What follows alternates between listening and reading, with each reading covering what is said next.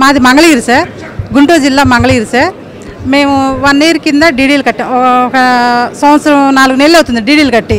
First 12,500 కట్టమన్నారు sir. మీకు ఇల్లు అలాట్మెంట్ అయింది, డీడీలు కట్టండి అన్నారు సార్. మేము కట్టాము. మళ్ళీ ఒక 15-20 రోజుల్లో మళ్ళీ 37,500 డీడీ కట్టమంటే కట్టాం సార్. మొత్తం 50,000 డీడీ కట్టాం సార్.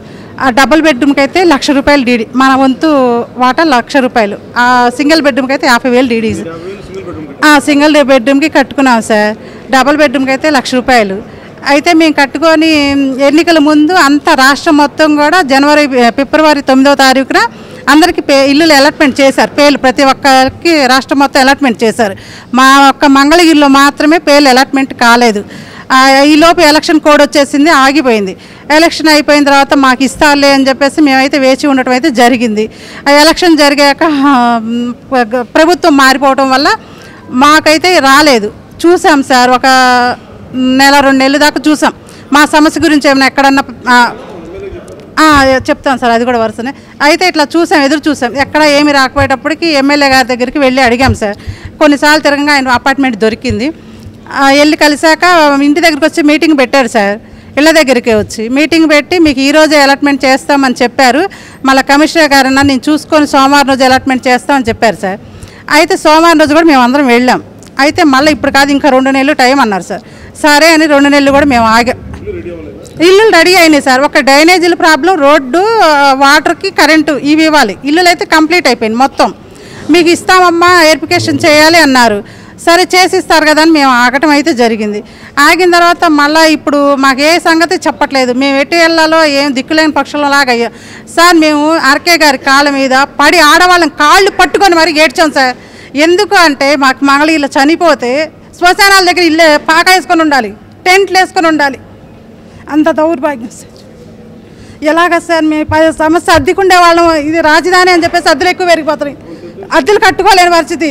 మేము ఇలా ఉంటున్నాము, కొంచెం మా యందు దయ ఉంచి త్వరగా ఎంక్వైరీ చేసి ఇవ్వండి సార్ అని అడిగాం.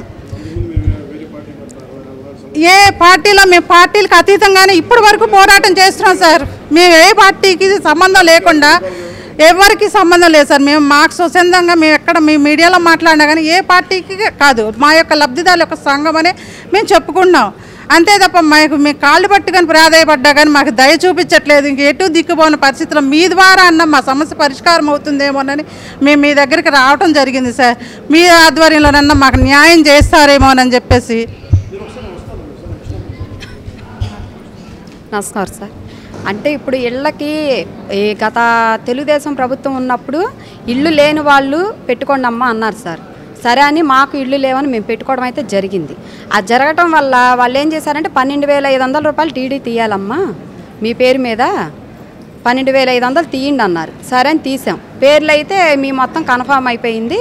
కాకపోతే ఇప్పుడు గవర్నమెంట్ కరువులో ఉంది కాబట్టి 37,500 కూడా ఫుల్ అమౌంట్ 50,000 తీయమని చెప్పారండి. తీయమంటే తీసాం. తీసిన తర్వాత మీ పేర్లు అలాట్మెంట్ అనేది లేకపోయినా మేము లిస్ట్ మొత్తం తయారు చేసేసాము.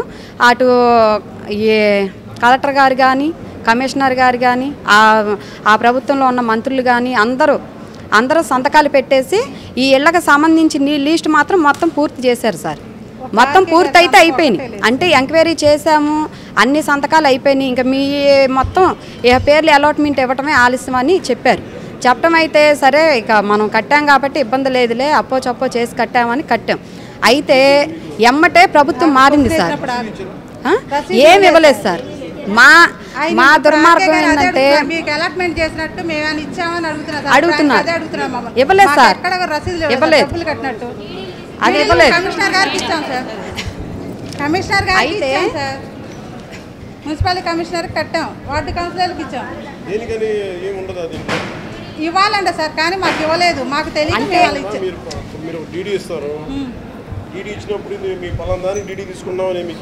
అది కమిషనర్ గారి పేరు మీద తీయమన్నారు సార్.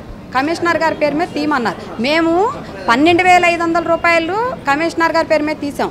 ఈ 37,500 కూడా కమిషనర్ గారి పేరు మీద తీసాం డీడీ.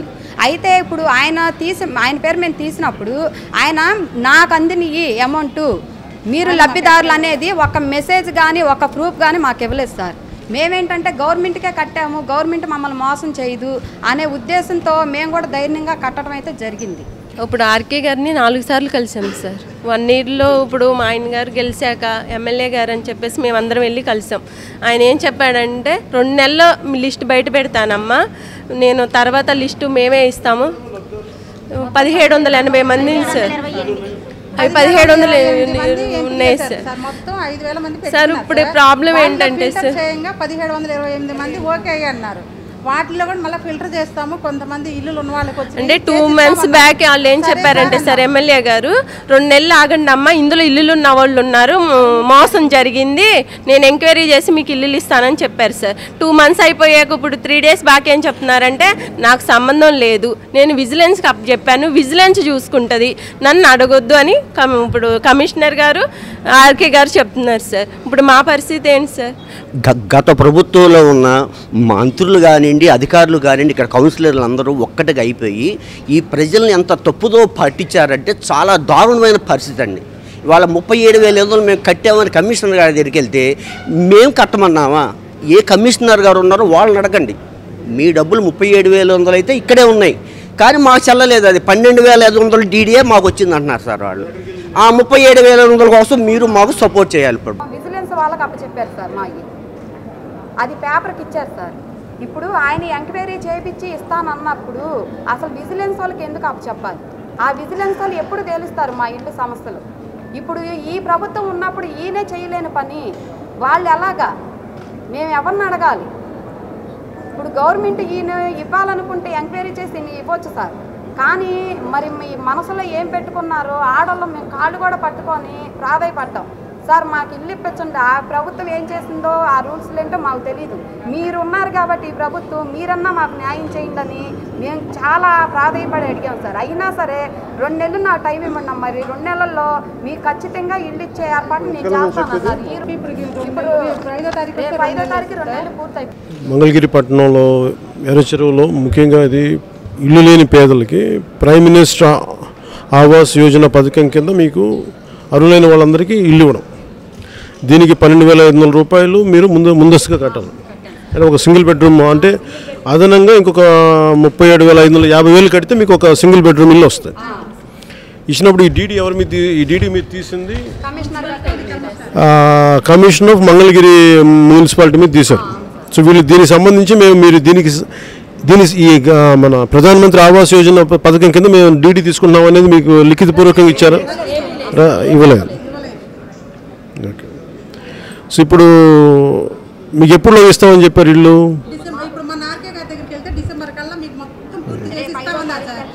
సో